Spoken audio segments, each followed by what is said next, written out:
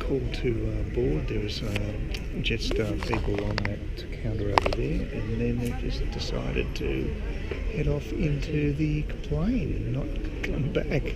There was two people I think they took on board, and they haven't returned. This is a replay that Terminal 4 left from Melbourne to Cairns. Very similar. Oh boy, I hope we board soon. There's still a bit of time before the plane's due to leave, but yeah. This seems to be standard operating procedure for Jetstar at the moment. They just tell you to line up for boarding, then they head off to God knows where. Yeah, we see the board a little later than expected, so I think we'll be a little late, but hopefully we'll get off at reasonable time. The good news is that the row behind me is empty, so I can actually recline my chair without having to worry about disturbing anyone else, which is nice. It's pretty well full overall the flight, but right down the back here, there's an empty row behind me, which is interesting. So that's not bad. And a vacant seat next to me.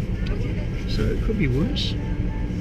Just hope we get off into the air fairly soon, and so I can make that connection, and then I'll breathe a lot happier. I'm in Depasa, just at the baggage claim, and immigration was really easy. There was no queue. I walked straight up to the immigration officer.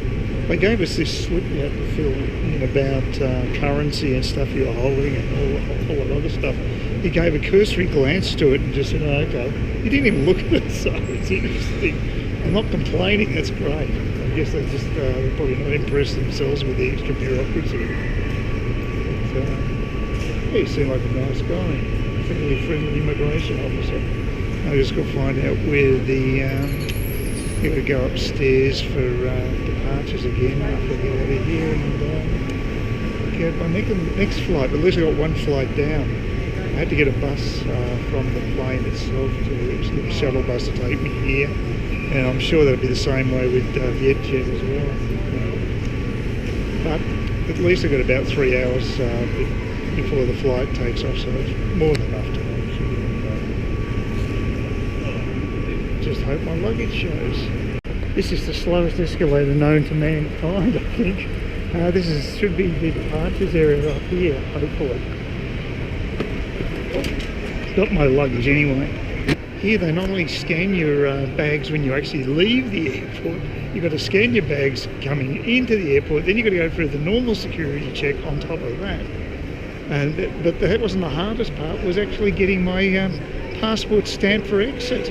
I had to wait in a line for over 20 to 30 minutes, I think. It was ridiculously long for all country passports. Now I haven't got that much time to actually find my departure gates. There's more advertising and information here. That's just trying to sell products without providing information on where these gates are. I've got no idea, there's no numbers. I hope I'm going right. I've got absolutely no idea where I'm going here. There's just no signage. Departure gates. Okay, how about the numbers of the gates?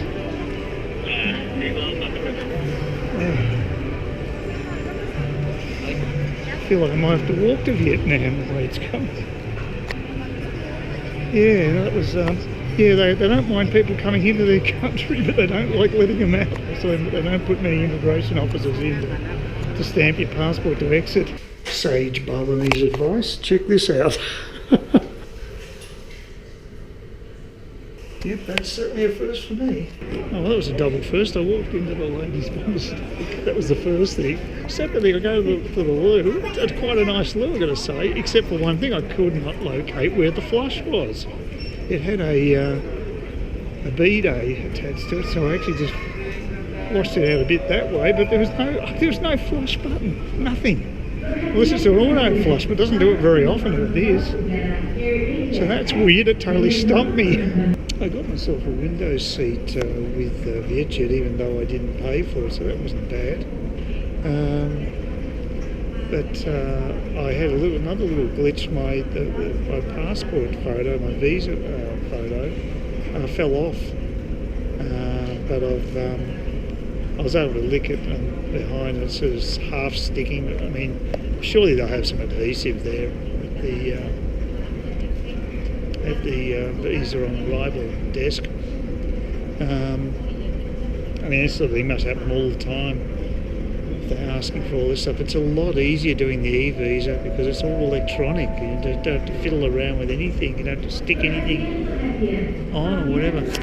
We're right at the arse end of the terminal. That's 9B there, and that would be actually. I would imagine it would just be to get onto a bus because that's what Jetstar does. Is to cut costs. So.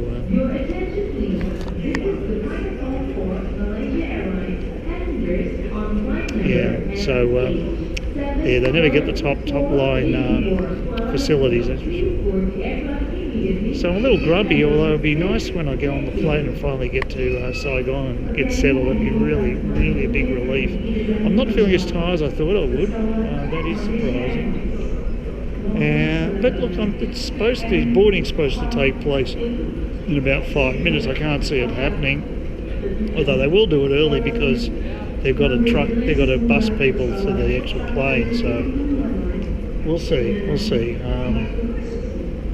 But they're not normally that worried about leaving on time either, so that's the other thing you've got to take into account with Vietjet. So we'll see how it all goes, but I'm not super optimistic.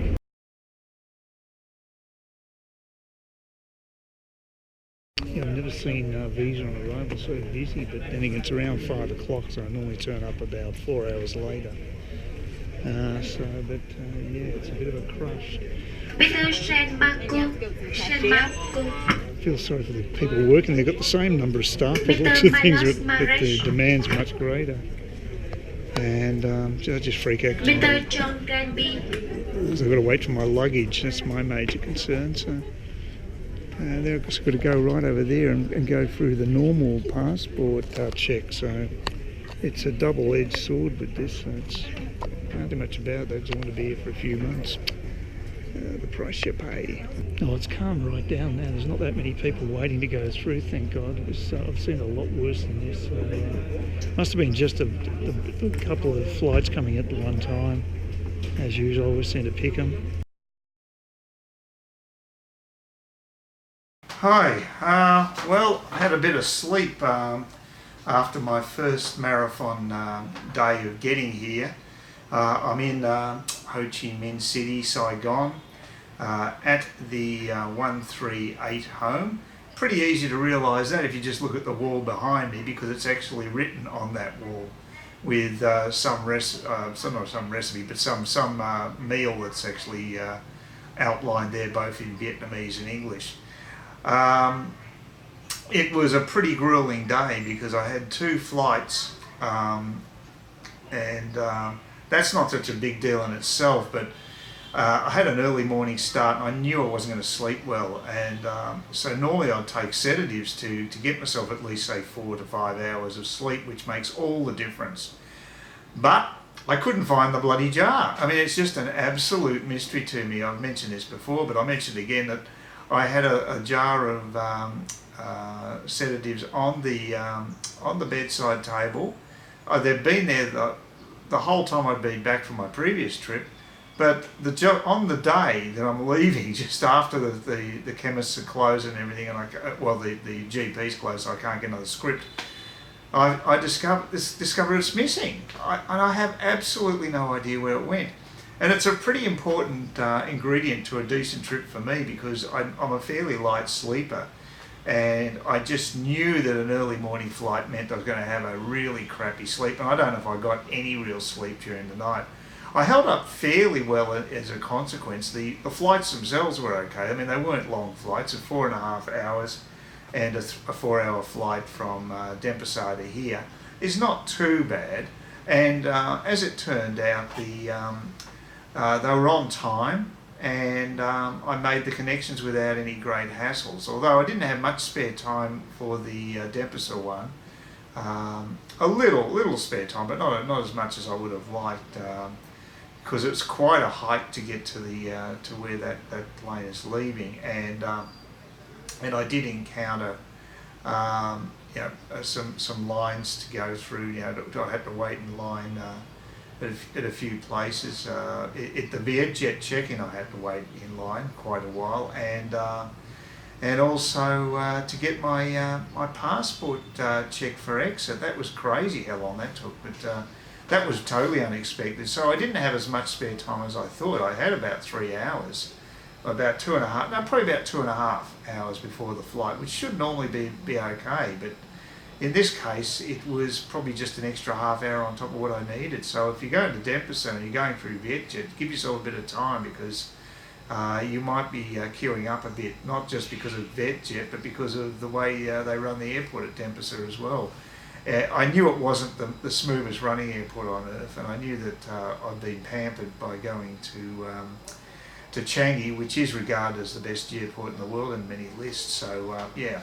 Anyway, so the Vietjet flight actually took off on time. We boarded on time, and we didn't actually have to use a bus to get to the plane, which was a real surprise, because every other Vietjet trip I've taken, they always had to get a shuttle bus to take you to the plane on the tarmac. But we didn't have to do that in Denpasar. We walked straight on, and the flight left it pretty well on time. I think it got in actually slightly early. It's supposed to be in at 5:05 in the afternoon in Saigon, and it got in at 4:55, which is absolutely remarkable. Then we did have to get a shuttle bus to go into the terminal, and that was okay, except when I actually arrived at Visa on arrival, it was totally packed out. I was really worried it was going to take me a long time to actually get through to proper passport control, because you have to get the Visa on arrival stuff done in the meet before you can go through passport control, and that was pretty busy too. I've encountered the Saigon passport control being really packed out. So it was looking pretty glum there, but they really did shoot through the people giving them the visas on arrival very quickly once you put your application form in. I had this weird woman, I was in this line of these people, and there's this weird woman in front of us who kept leaving this big space between her and the next person. It was really pissing me off, because people were coming in and queue jumping, and she seemed totally oblivious. So, but I chatted to this American guy ahead of me who actually was only staying for a week, and I said, you should have got an E-visa, it's a hell of a lot easier. He didn't know anything about it, so I gave him some good advice. And then it was the waiting game, and I reckon I waited over half an hour for my name to be called. And so finally it was, and then the next worry I had, because I was in a really negative space, mentally, maybe because I was lacking sleep, but I was thinking about all these problems that would arise, and one of the problems I had was that even when I got my name called for the visa on arrival, I was worried that they may not accept Vietnamese dong in lieu of American dollars, because they asked you to pay $25 US. And but I'd looked online, and I'd found people said, yeah, you can use dong if you want, but I don't trust online sources very much, because they've dudded me in the past. So I was a little worried doing this, even though logically you think it's their own currency and surely you can pay in their own currency. As it turned out, I turned up there and I estimated it to be about 600. I thought it'd be 600,000 dong. I thought it'd be slightly less actually, going on the exchange rate, but the woman checked it on her calculator and it ended up being 620. So it was, I was in the ballpark. It was no big deal, and I was just relieved that I could get it done. I was also freaking out about the fact that my little visa photo had come off from the page on the application page, but that wasn't an issue. I just licked the back of it again, stuck it on. It sort of was a jerry-built job, and it worked well enough for them. They were swamped with people coming in anyway. They hadn't got time to worry about the niceties of protocols like that. So they were flat chat. I felt sorry for the people working in that area. It is full on. It's a battle zone. I mean, it's like the Vietnam War relived. And we're invading in a different way this time with tourism. Please consider subscribing to my channel if you think there's anything there of use to you, or entertainment or whatever. And either do that or give me a thumbs up, or if you're feeling really energetic, do both. That'd be great. But please don't ignore me. That's the worst thing you can do on YouTube, is be ignored.